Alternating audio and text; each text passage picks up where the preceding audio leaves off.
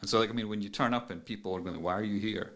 Well, if I was here to interview Mikhail Kalashnikov, then it makes sense. Yeah. But when I'm here, when Kalashnikov's already rejected me, then it changes the nature of your journey. Right, It becomes like an exploration of failure and frustration and trying to find something when all the doors are closed.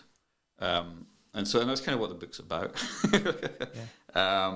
As well as the cultures that had been overshadowed by the Russian Slav kind of. Everyone thinks of Russia as this thing, but I was saying, no, Russia's this and this and this. Daniel Kalder is one of the most interesting people I know. He's written 3 books: Lost Cosmonaut, Strange Telescopes, and Dictator Literature. To support this channel, click subscribe and hit the like button. Okay, so we're here today with my old friend Daniel Kalder, who is hot foot from Austin, Texas. Here, howdy. Howdy. And we're here in the Kingdom of Fife, where Daniel is from originally. So I've known you for a long time, Daniel, and I will introduce you as an esteemed author, if that's okay. That's all right. Good. I'll take that. I've known you since I was 15. You have done some interesting things with your life, and perhaps you could give us an overview of what you've done since leaving university. Sure. First, I thought you were going to talk about how I took you to see The Exorcist because your sister didn't want to. Oh, that's true.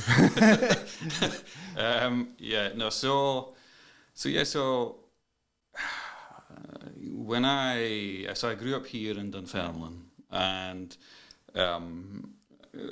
like men, it was a small town, and I think even now I walk around, it's changed. I think I've been Dunfermline in the 1980s and 90s. It was a different kind of place, and I probably had some artistic desires. I knew I was, from a very early age, my teachers spotted that I was a good writer. And I think I even remember one of my teachers in primary school told my parents, oh, he could be a writer someday. So this kind of hung over me, as I was growing up. But I had no idea, growing up in a town like Dunfermline, how to do that, because I didn't know anyone who published a book. I didn't know anyone who'd written for a newspaper, apart from, I think, my mum met an old lady who was a communist activist and typed up her memoir of Fife communism, but I didn't really know anyone. So it was very mysterious. And maybe I wasn't sure what I wanted to say either. So after I graduated, I decided to travel the world because I didn't want to get a proper job. I didn't know what to do. I did about 4 weeks in the civil service, which was no fun. No offence to people in the civil service, it's important work. But anyway, it wasn't for me. So at the time, probably 1996, 97, I felt Russia was a very interesting place to go. So I did this Teach English as a Foreign Language course. And I think originally I wanted to go to like Paris, and I probably had some fantasies of being on the left bank or something and being very traditionally bohemian.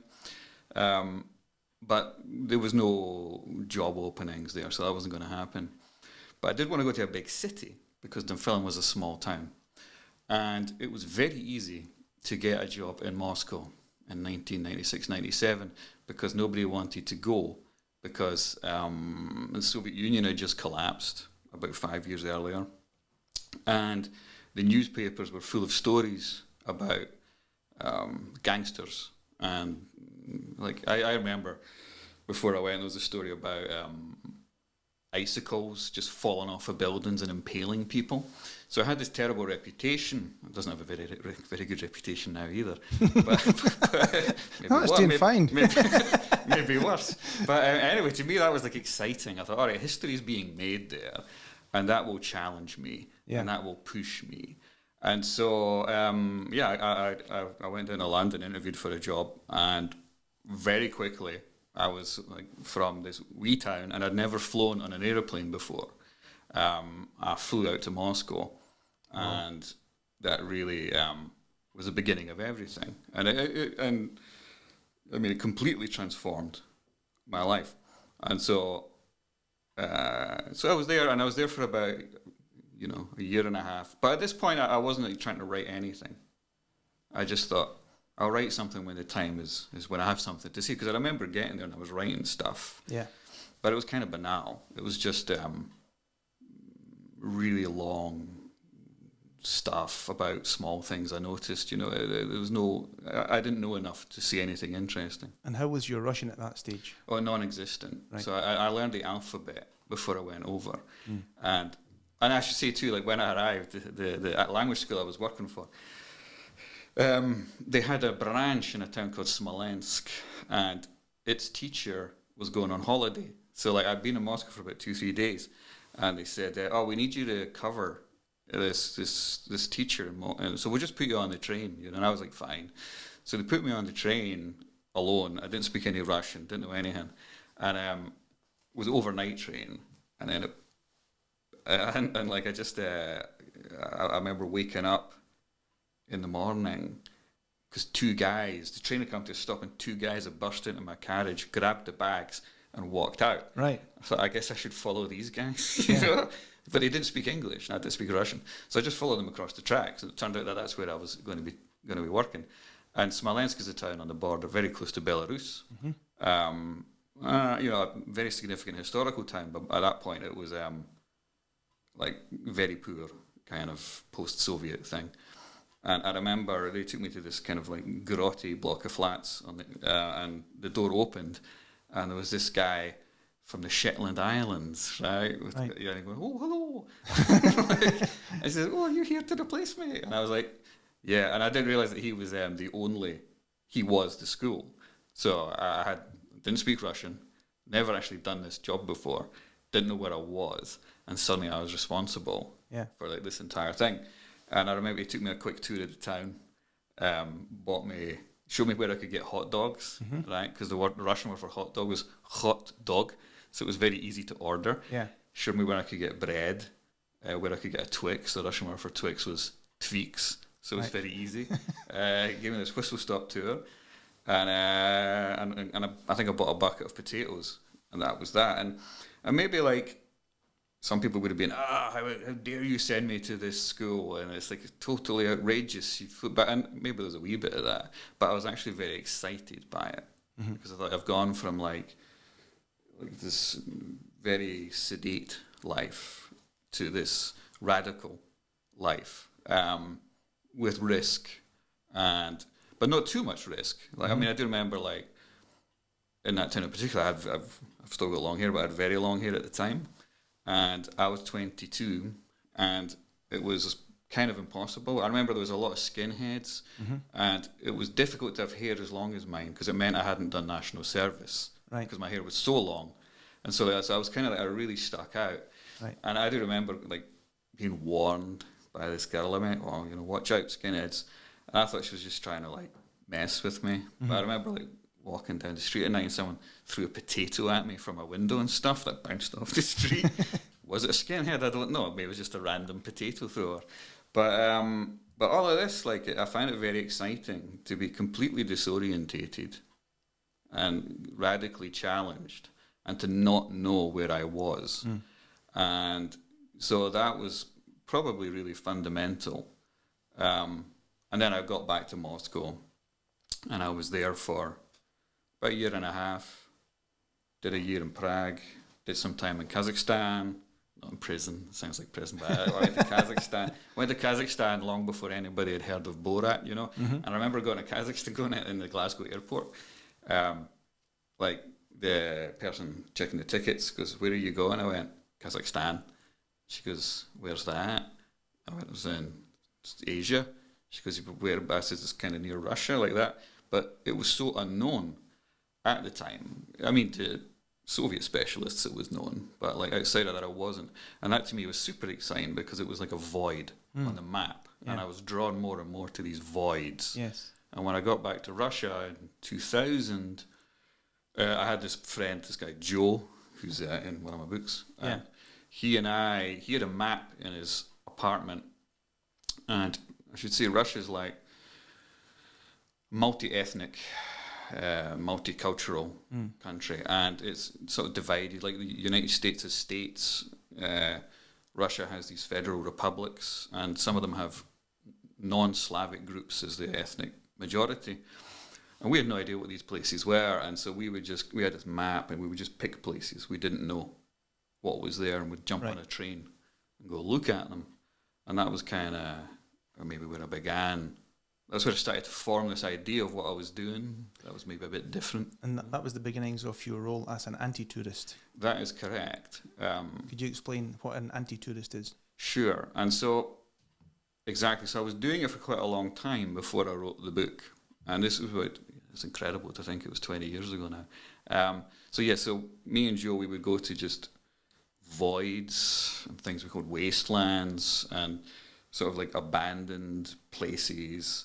And now this is kind of quite trendy and fashionable. But at the time, certainly, the places we went to weren't even in the Lonely Planet. Remember that. You couldn't find any information about them. And in particular, one place we went to, Kalmykia, which is in Lost Cosmonaut, there was no information. We didn't know if there was a hotel. We assumed there was a hotel, but we didn't know anything when very, very little when we got there, which is, again, really interesting because a few years later, they invented smartphones and the internet. And so, like, there was a possibility back then, too, to do this kind of just turn up in a place, not know what it is. We still had paper maps. So that kind of was like what formed the idea. And then I started, as I did more of them, I thought, there's probably maybe there's a book here. Because I'd been writing, but just like to develop my own skills. I was reading in Lost Cosmonaut that you met a woman on the train, and she didn't believe that you were a tourist because the place you were going to in Tatarstan was so dull. This was quite common, and so we'd go there, and they didn't believe us. They thought we might be like spies or like, but I did not look like a spy. Right? I was a very strange looking agent, and so you get that. Like, people were incredulous that you were visiting their towns, because they had a negative opinion of their towns, and sometimes they were a little bit ashamed. I think maybe when I went to Siberia, I remember we tried to book into a hotel, and the woman wouldn't let us because she said this is not a good hotel, and she sort of like phoned another hotel and sent us there instead because when she saw we were foreigners, it was like she didn't want us to see it. Right. And so that sense of like people were very surprised, to see foreigners. But we were strange looking foreigners. We didn't look like oil American or kind of guys or business people. Was your friend Joe Scottish? No, he was from like Bristol. Right. Okay. But he also had long hair and a beard, and he was like taller than me. So we were this kind of strange, odd couple. Right. And there's another guy we travelled with called Yoshi, who was from Japan. Yeah. So it was these like two beardo long hairs and this Japanese guy just turning up in these towns. So that was it. And so it was a lot of fun, but I just did it for fun. And then I started thinking, okay, there's maybe a book here, and started writing what became Lost Cosmonaut. And by that point, I was like maybe 27, 28. But I'd been traveling for about 5 or 6 years. Yeah. And I'd made the decision not to try to publish anything until I thought it was different. Because I had a collection of short stories I'd written. Yeah. But I didn't think they were interesting. But I didn't feel like that was what I wanted to do. And so I was very disciplined in terms of selecting the idea and what I was going to come out with. Had you ever had anything published at that point in your life? So as I started to, I should say, like, around that point, I wasn't sure. I was very skeptical I would ever publish anything because as I grew up, I didn't know anyone. I didn't know anyone who'd done it. I just assumed that you needed connections. I could see lots of mediocre columnists in newspapers whose names were the same as, a columnist who just happened to be their father. Yeah. That kind of thing. And so I was very cynical. I'm from Fife. I was like, who's going to get it, But I had thought, well, I should probably try. And so I did start. I looked, and the internet was starting to begin. I was in Russia too, though, so it was kind of hard because I was far away from publications. But I looked at like places, and I pitched couple of places. Like I think there was a couple of expat publications in Moscow, and I wrote for a few of those just to get experience. And then I think for Tea and Times, where you could submit. I looked for places you could submit. Yeah. And I don't remember like Bazaar magazine. Like I have quite a which existed for about, I don't know, 10, 15 years. And I thought, well, they like freaky stuff. And so I think I did a few pitches to them. But it was all like cold pitches. Yeah. And actually at one point I got a rejection letter from Boris Johnson. Oh, yeah, I remember pitching The Spectator. I just remembered, right? And he was the editor of The Spectator at the time. And I went to an arms fair in Moscow. And I just pitched some like, whoa, I went to an arms fair, I'll check out these AK-47s or something, and he rejected it. But what I remember was it was like an actual email. It wasn't a form letter. It was like, because it was written in his florid style, you know. Yeah. Sorry, we kind of took your thing. I regret to inform you. Yeah. So that was that. So I mean, that was that. I just kept going, and then, but there wasn't any. I didn't really want to be a journalist. I wanted to write a book. So that stuff was all just testing grounds, Yeah, well, it's good to know that Boris Johnson is now managing world peace. Exactly. And then an anti-tourism, to go back to your original question, because I can certainly ramble, that was like, so I wrote the book, Lost Cosmonaut, which was... I'm just going to hold the book up to the camera so that people can see it. First edition, that's worth about £10,000 now. Yeah, great. Hang on a minute.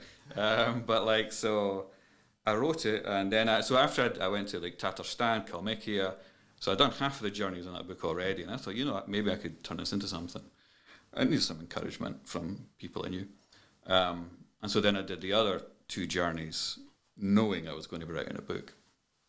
And it was sort of like a journey into these abandoned places, or they're not really abandoned, but just places no one knew about, no one had heard of, with really strange things, like Kalmykia. It's the only desert in Europe that had a palace dedicated to chess. Right. Yeah.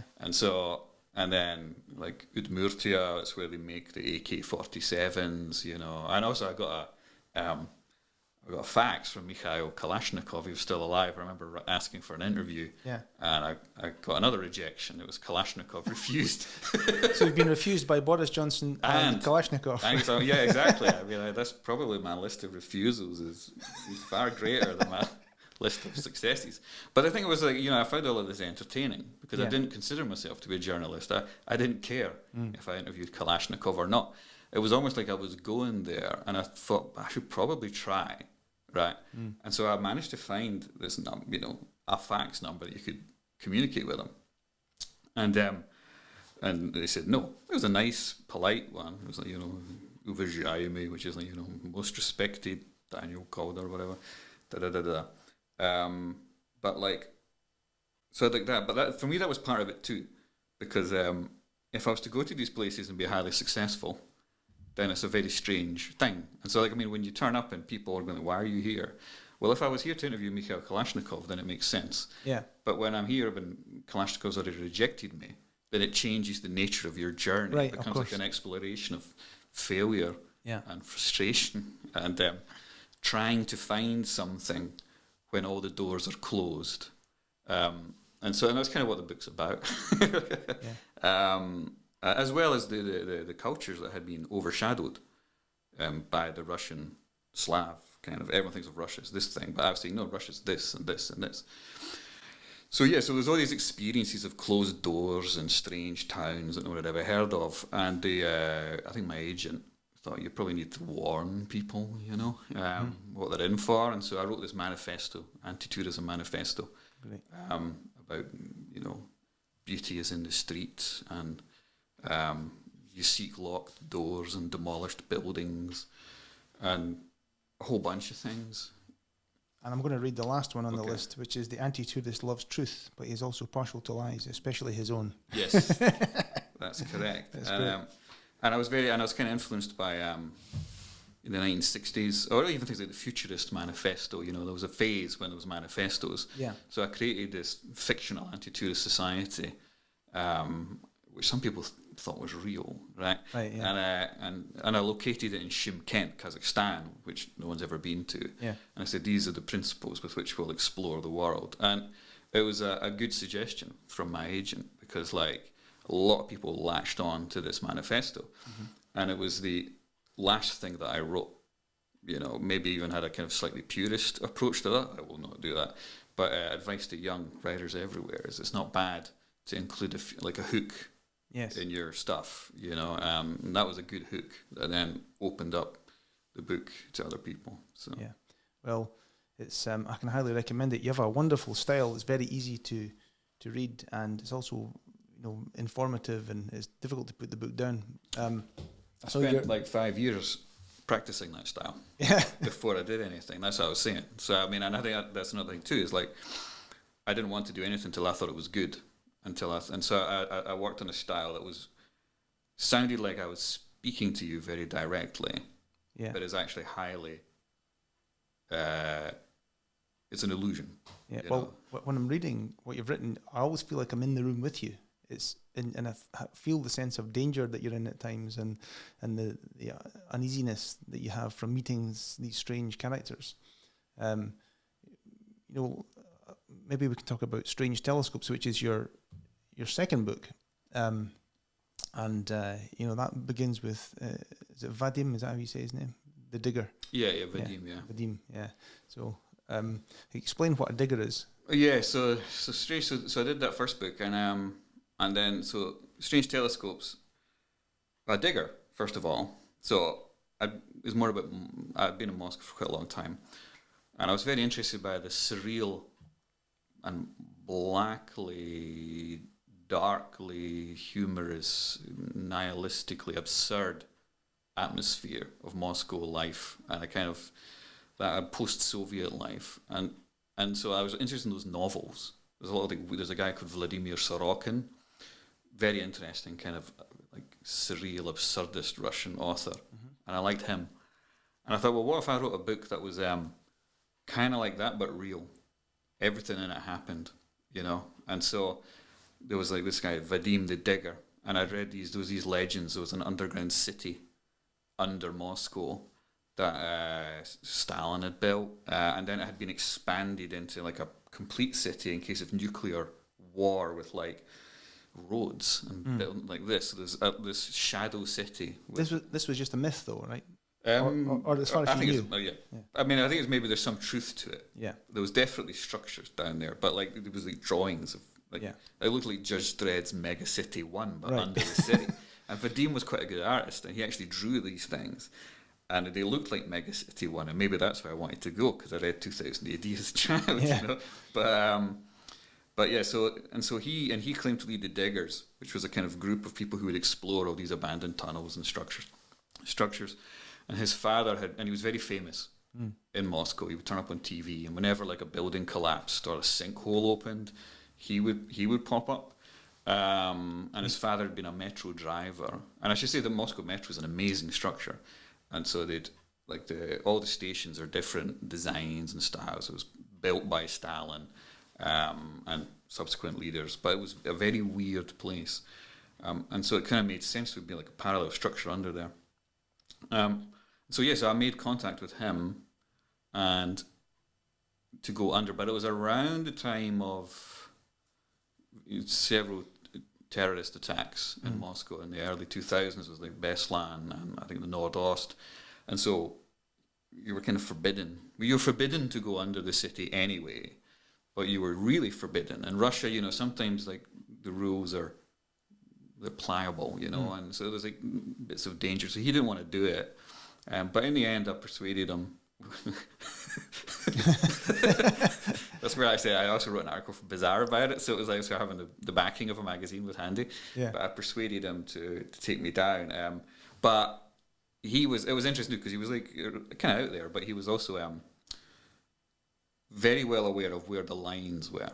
So he didn't take me and show me anything. He that was risky. He took me into what was effectively, it was like an underground river that I used to flow through Moscow, and it had now gone underground. I think maybe it was a sewer even.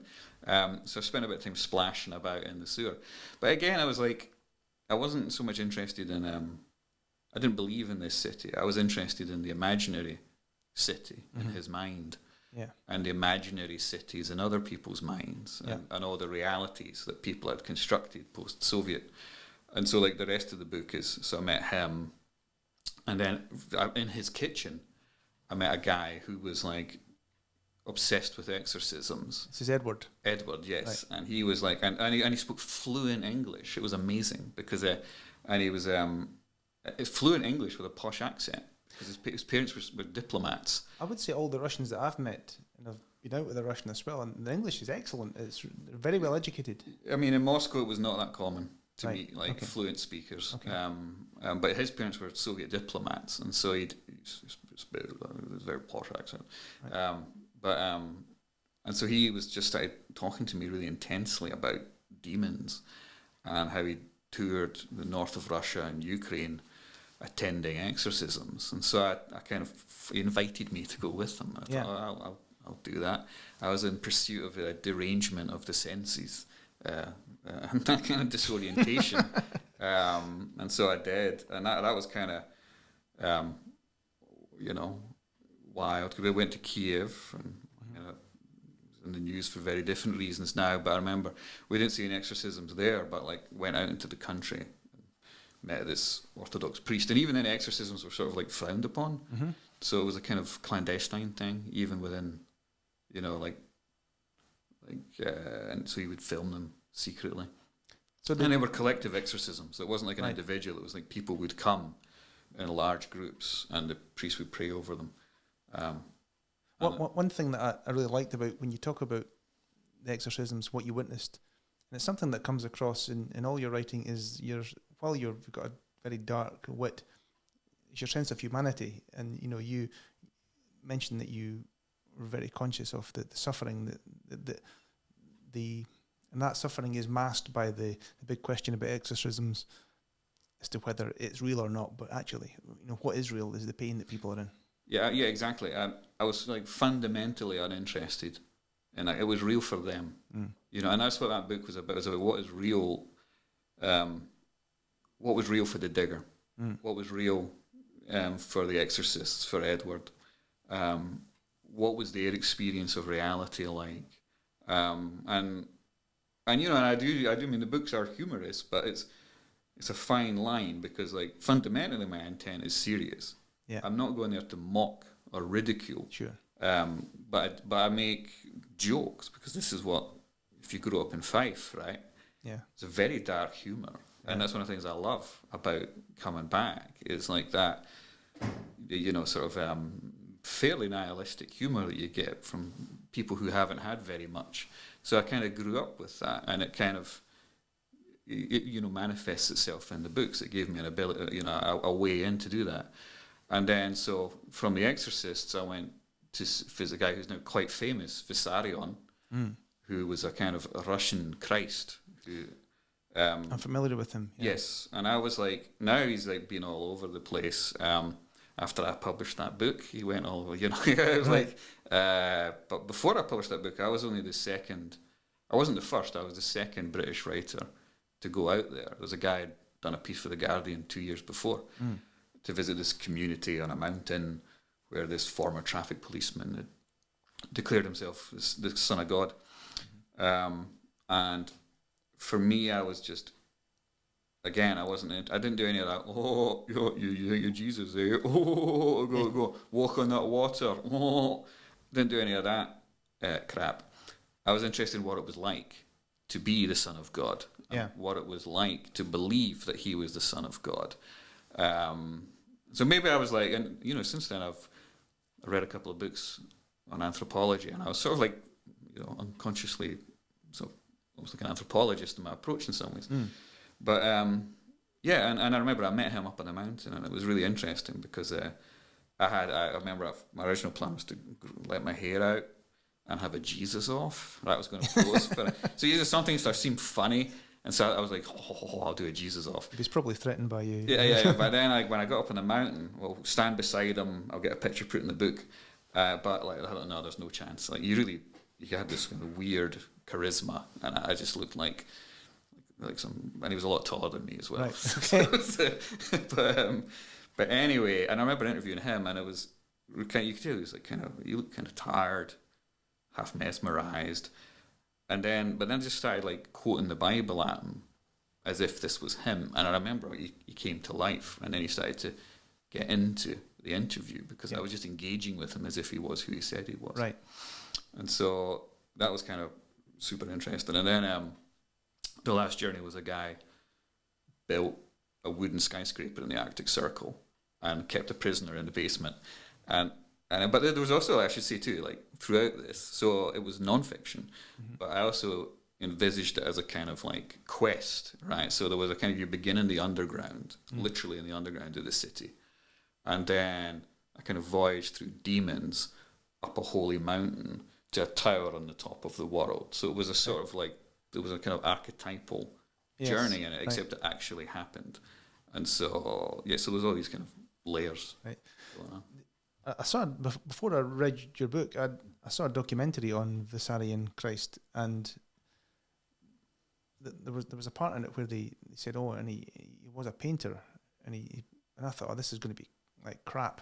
And then I saw his painting, and it was amazing. He was a really like competent, skillful painter. He was quite accomplished, yeah. And that's how he became. Because he was like a traffic policeman, but on the side he would paint. Yeah. And I think he was painting an icon, and there's very strict rules around icons, but he found himself inspired to go beyond the rules, and so I guess he realized he was the son of God while he was painting. Is he still the son of God, or is he retired? No, he was arrested. Right. So he's in prison right now, and I haven't. I forgot there's another son of God in Russia right now, isn't there? Well, yeah, it was interesting because they just let him go for a really long time, but he was arrested, and I think that would be interesting too, because I noticed his real name's Sergei Torop, and it's like, when he comes to trial, will he be Vissarion, or will he, because they refer to him as like Sergei Torop. Right. Oh, so will he, I'm curious, that'll be the test of like the depth of his belief. Does he go through it as Vissarion or as Sergei? Is he converting prisoners? I don't know, I've not heard anything since that happened. So was he, when you met him, was he impressive, or did he strike you as a fraud? No, he was impressive in the sense that, like, he had managed to gather like 4,000 or 5,000 people around him, persuade them to come out to the middle of nowhere, build another world. And so I think, like, that's the thing too, and the Dictator book gets at this too. I don't like to just, people go, oh, that guy's a loon, that guy's crazy, blah, blah, blah, blah, blah. Yeah. And it might be, they're not normal, right? But I think crazy and dangerous people, or maybe crazy is not the best word, but, like strange and unusual and eccentric or crazy people can also be gifted people. Mm-hmm. And to just dismiss them as, oh, that guy's a loon, it doesn't explain their success, because there's lots of people who think they're Jesus, but they don't have followers, So it's like, so I think, like, just for that you have to say, well, why does this guy, I think even if you look at evil people, I mean, their success is still impressive, like evil dictators, or you still think, well, how did they manage that? What is it about them that made people follow them? So perhaps we should move on to Dictator Literature, which in the United States is called the Infernal Library, and I'll hold that up so people can see. Yeah. I thought this book was typically easy to read and funny, of course, but also very informative. I didn't know that much about the Russian Revolution, I must confess, but you do a good job of summing things up in a way that's not dry. So it begins with Lenin. He sounds like a tedious little shit. Well, and so that's like when I was finishing Strange Telescopes, like originally I was going to write a book about Turkmenistan. Yeah. Because 2005, 2006, they had a dictator called Turkmenbashi, who maybe he died a while ago now, but he was like almost as famous as Kim Jong-il for his eccentricity. It was like gold statues and all this. And he'd written a holy book called the Ruhnama, which he forced everybody in the country to read.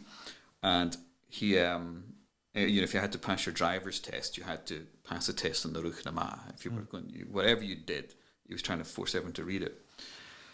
And that made me, and I remember like when I'd got to Russia in the mid 90s, or mid to late 90s, you would rent fully furnished apartments, and they would often have books in them, because like folk they needed money. So like grandma would move in with her family, and you just rent grandma's flat, but they just left all the stuff in it. Right. And they would come with like, full sets of the works of Lenin, like 30 odd volumes or whatever, and I was like fascinated by like, wow, check that out. And you go visit people and they would still have the works of Lenin on the shelves, And then I thought it's really interesting that like these books were so central to like, these cultures at one point. And now they're just kind of mouldering, vanished. Nobody wants them. So that kind of gave me this fascination with dictator books. And then I started looking into it, and I discovered like practically all dictators had written, well, not one book, but many books. Yeah. And Lenin was kind of a pioneer. And one of the reasons why Lenin wrote loads of books is because for most of his career he was a writer. Most of his life. I think he was only like in charge of the Soviet Union for less than a decade, And even for that part of it, he had a stroke. So decades and decades, he was just pumping out, like, words. Yeah. And then when he became dictator, it was suddenly like, they would kind of retroactively fit all these things into a kind of canon of texts. And so, and Lenin, I mean, there's the kind of myth that happened after Stalin. It was like good Lenin, bad Stalin. Like it would have been fine if like Stalin hadn't come in. It would not have been fine. I mean, like, and so now, when you read Lenin, I mean, there's a bit in the book when I find him gleefully talking about throwing acid on policemen and stuff. And the thing about Lenin is he never put himself at risk. That was like other people could do that. Yeah, it was a nasty piece of work. He was, yeah. And there's a bit too when it's like there was a famine, and all the other socialists were like, "Oh, let's help out," and Lenin's like, "No, we must accelerate the crisis." And so he viewed the famine as it would sort of accelerate the crisis of capitalism. So it was like "Чем хуже, чем лучше" in Russian, which is the worse the better. And so he loved crises and stuff like this because he thought they were going to bring the revolution, and he was right. Yeah. They did. He was right about that. And so Lenin, in that sense, kind of set a kind of template for a lot of dictators. That they weren't just leaders; they were intellectuals. And especially in socialism, that was like super important to have a kind of like academics. You had to demonstrate that you participated in these theoretical conversations. Right. And simultaneously, around the same time as Lenin, there was Mussolini. And Mussolini, although not as... I mean, Lenin was a minor noble, very well educated. Mussolini was a kind of autodidact. But he also was a writer. And he was a journalist. And he would have been... Most people know he was a kind of national. He was a socialist, like that, like Lenin. Right. And then after the war, or during the war, he became like a nationalist. He changed, and so he had a problem too because a lot of his texts were the opposite of what he stood for. So so Lenin could at least go, yeah, it all makes sense, Yeah. But like Mussolini was like, no, I don't look like that bit. But because he was very anti-clerical, and then of course, then he became very pro-Pope, So he was like, he just flipped.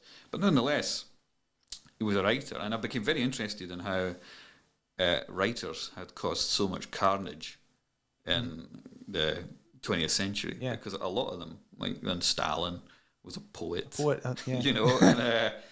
And then, but he was a very good. He was an editor more than a writer, and then. Even the failures, like Trotsky was a writer. Chairman Mao was a poet. All of these guys were, almost all of these guys were writers. I think I've heard it said that there is a connection between psychopathy and creativity somewhere in the brain. It could be. I don't know how creative these guys were, though. It was like one or two of them. I mean, I don't know, like, And yeah, but it was interesting. I think, like, it was almost like they weren't just any journalists either. They were kind of like opinion journalists. It was like, they had very strong opinions. And Lenin wasn't just he was a theorist, So in some ways he was like almost like a freelance academic almost, but he was very interested in seeing his theories realised. And you said that he was very focused on taking down his contemporaries. Yeah, he would have been a good keyboard warrior if he were alive today. Yeah, absolutely. He would have been, savaging people. He would have been banned by Twitter by now, Yeah. But yeah, and they had these very like fights until he was in power, and then it was like very dangerous. I mean, like when Lenin was in power, I think among the elite they could debate things, but that sort of like tradition of like savaging each other's like theoretical works, that then became very dangerous later, and because like you would look and say, oh, that guy, he's so you better be careful. Yeah, you never know who's going to wind up in charge. It was Stalin's idea to have him mummified, right? Yes, and so that's interesting too, because Stalin was like, so the Soviet Union was officially atheist.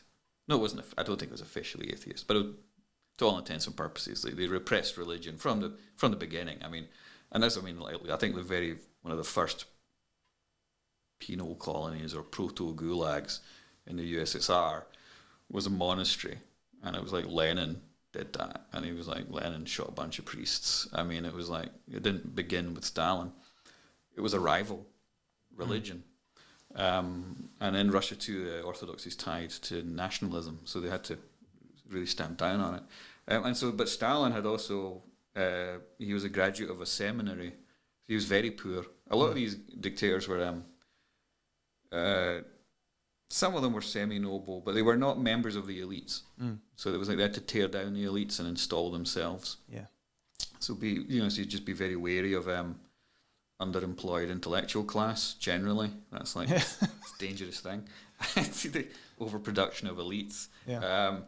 But I mean, and so like Stalin was like, his father was this drunken cobbler, and his mum had put him into a seminary because it was the only career path. Quite a lot of them were also religious, because again it was the only way to get education in those days. Right. And so he was very, very, very steeped in religious thinking, and he understood it. And so he thought, well, Soviet Union effectively needs, and Russia had saints, like had mummified saints, and so it needs objects of veneration. So he basically just secularized that tradition with Lenin's body. Lenin, yeah.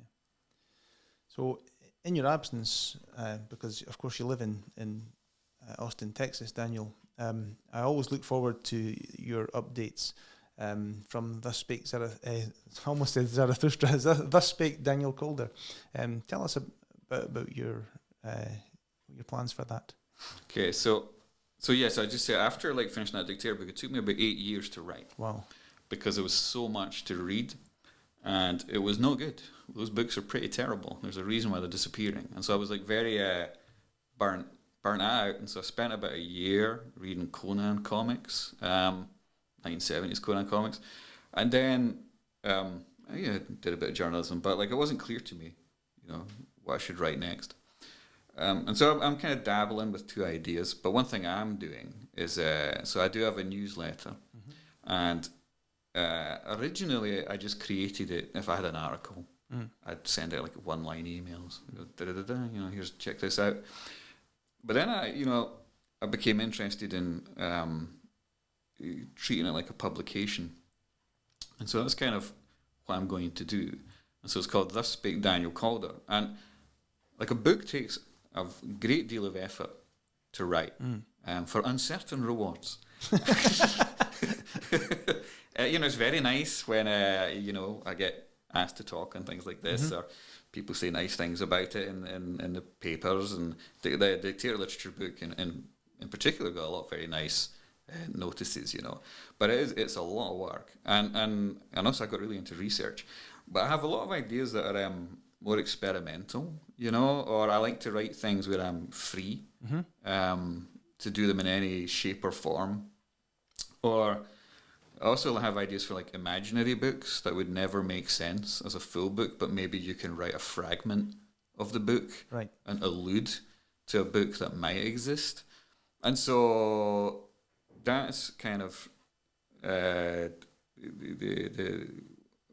and there's a platform now called Substack, which is kind of like you can email things or put them on an app. So I decided to use this platform to go beyond just sending strange updates on articles and to start writing like micro articles or like strange reviews of things that you might never have known.